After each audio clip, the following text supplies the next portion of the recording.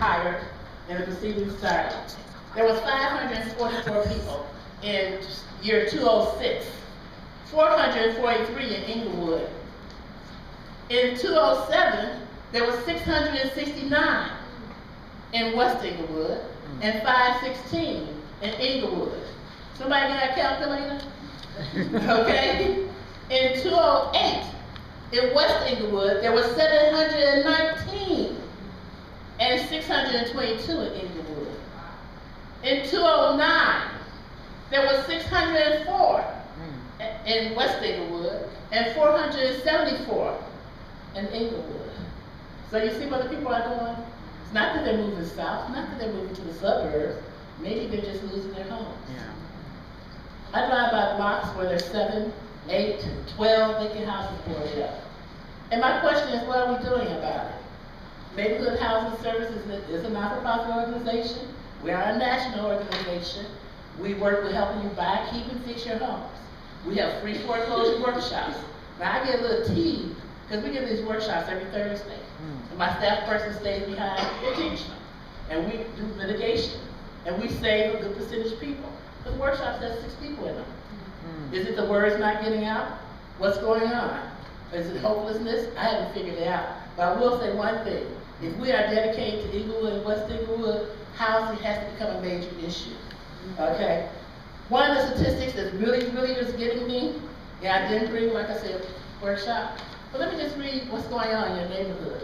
We all know about fraud. FBI came to my office. And I'm like, FBI, why do they want to meet with me? Well, let me just tell you. On March 8th of 2011, at 6207 South May, there was a gray stone brick that's boarded up that sold for $350,000. Okay? On March 1st of 2011, at 6121 South Green, that's around the corner, isn't it? Yeah, that's right around. It sold for $250,000. Okay? At 6153 South May, on February the 14th, Valentine's Day, 6153 May sold for $170,000. I drove by, I don't even have a front porch. Okay? At 5929 South Carpenter, $340,000. At 7307 South Singamont, $346,000. 5803 South Emerald, $310,000. Well, you know what FBI told me? He says that this is going on in Englewood. And for whatever reason, this neighborhood has been chosen as the fraud community. And they're actually going after people. The problem is how fast can we go after them? Right. Who's the keeper, who's watching? That's our problem. When I begin to look at the statistics in the neighborhood, we have all kinds of statistics that are coming at us in all different ways. But it's what we do with it. How do we get together? And I love Rage Man. Are we at Rage yet? Well, one of the things that caught my eye is because I work with the city aldermen, I work with city councils, Department of Planning, blah, blah, blah, blah, blah. There's tools out here, but the tools seem to be sometimes a secret in how you get to them and what can we do. I heard somebody talking about the TIF earlier. Right. There will be a TIF. Neighborhood Housing Services as a delegate agency of the City of Chicago collects the applications for TIFs. The TIF starts at the end of April or the beginning of May. The exact date has not been set. It will be from 59th Street to 67th Street, Loomis to the Dan line.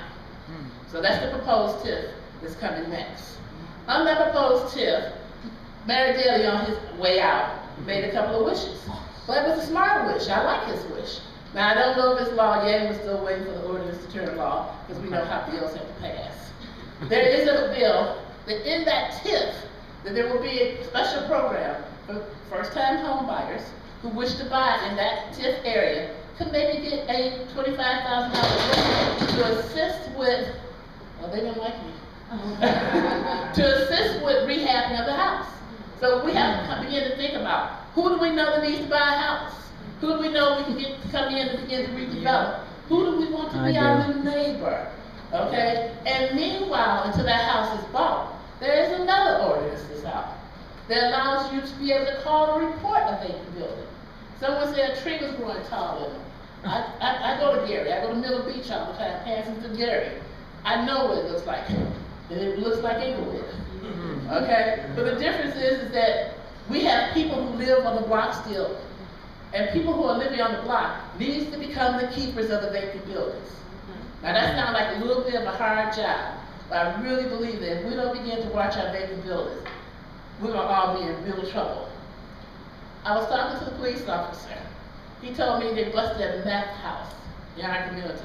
Our community is not a meth community, but our community has vacant houses you can do a meth lab in. Okay?